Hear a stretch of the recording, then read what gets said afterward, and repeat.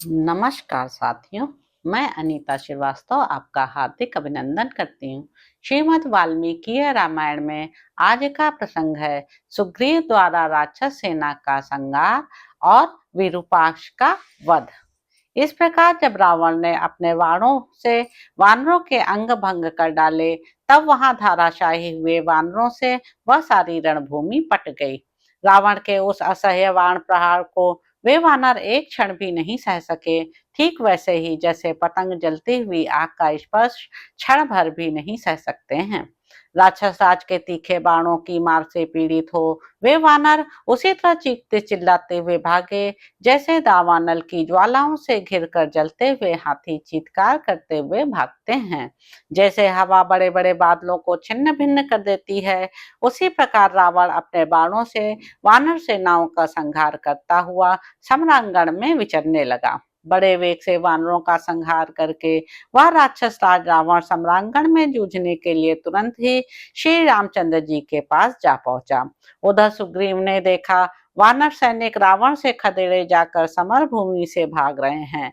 तब उन्होंने सेना को स्थिर रखने का भार सुषेण को सौंपकर स्वयं शीघ्र ही युद्ध करने का विचार किया।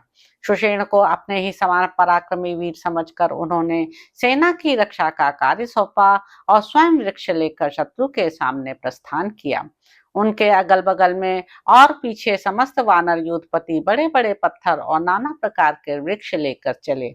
उस समय सुग्रीव ने युद्ध में उच्च स्वर से गर्जना की और प्रलय काल में बड़े बड़े वृक्षों को उखाड़ फेंकने वाले वायुदेव की भांति उन विशालकाय वानर राज ने विभिन्न प्रकार की आकृति वाले बड़े बड़े राक्षसों को गिरा गिरा कर मथ एवं कुचल डाला।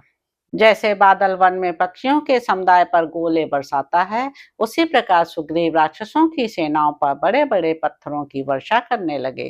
वानर राज के चलाए हुए शैल खंडों की वर्षा से राक्षसों के मस्तक कुचल जाते और वे ढहे हुए पर्वतों के समान धाराशाही हो जाते थे। इस प्रकार सुग्रीव की मार से जब सब और राक्षसों का विनाश होने लगा तथा वे भागने और आर्तनाद करते हुए पृथ्वी पर गिरने लगे, तब विरूपाक्ष नामक दुर्जय राक्षस हाथ में धनुष ले अपना नाम घोषित करता हुआ रथ से कूद पड़ा और हाथी की पीठ पर जा चढ़ा। उस हाथी पर चढ़कर महाबली विरूपाक्ष ने बड़ी भयानक आवाज में गर्जना की और वानरों पर वेग पूर्वक धावा किया। उसने सेना के मुहाने पर सुग्रीव को लक्ष्य करके बड़े भयंकर बाण छोड़े और डटे हुए राक्षसों का हर्ष बढ़ाकर उन्हें स्थिरता पूर्वक स्थापित किया। उस राक्षस के पहने बाणों से अत्यंत घायल हुए वानर राज सुग्रीव ने महान क्रोध से भरकर भीषण गर्जना की और विरूपाक्ष को मार डालने का विचार किया।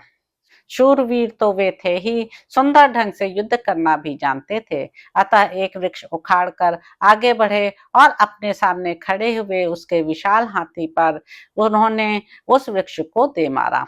सुग्रीव के प्रहार से घायल हो वह महान गजराज एक धनुष पीछे हटकर बैठ गया और पीड़ा से आर्तनाद करने लगा। पराक्रमी राक्षस विरूपाक्ष उस घायल हाथी की पीठ से तुरंत कूद पड़ा और ढाल तलवार ले शीघ्रता पूर्वक अपने शत्रु सुग्रीव की ओर बढ़ा।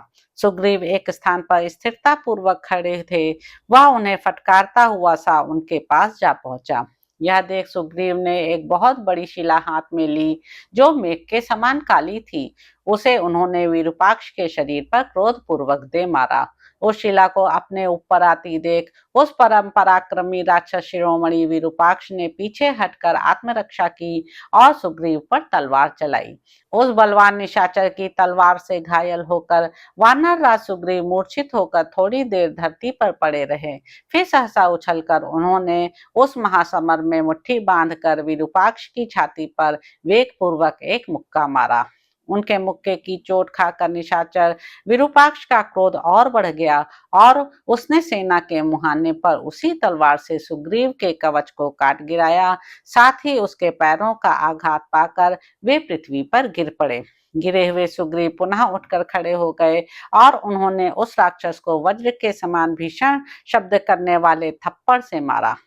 सुग्रीव के चलाए हुए उस थप्पड़ का वार वह राक्षस अपने युद्ध कौशल से बचा गया और उसने सुग्रीव की छाती पर एक घूंसा मारा। अब तो वानर राज सुग्रीव के क्रोध की सीमा न रही।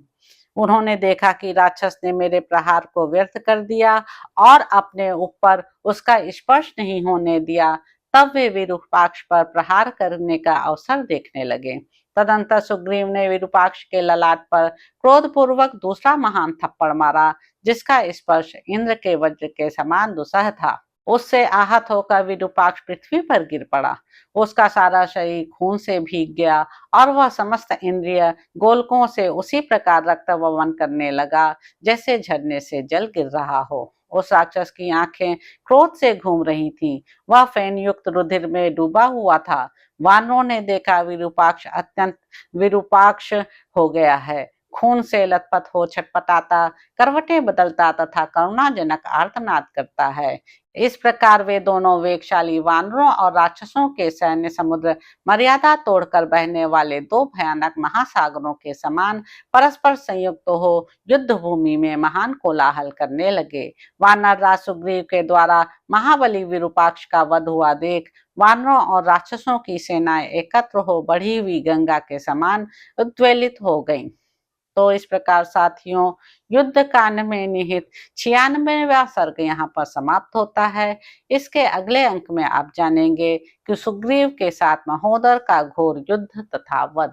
तो अब आपसे अगले अंक में मुलाकात होगी। मेरे YouTube चैनल संवाद विद अनीता को लाइक करें, शेयर करें, सब्सक्राइब करें। धन्यवाद साथियों।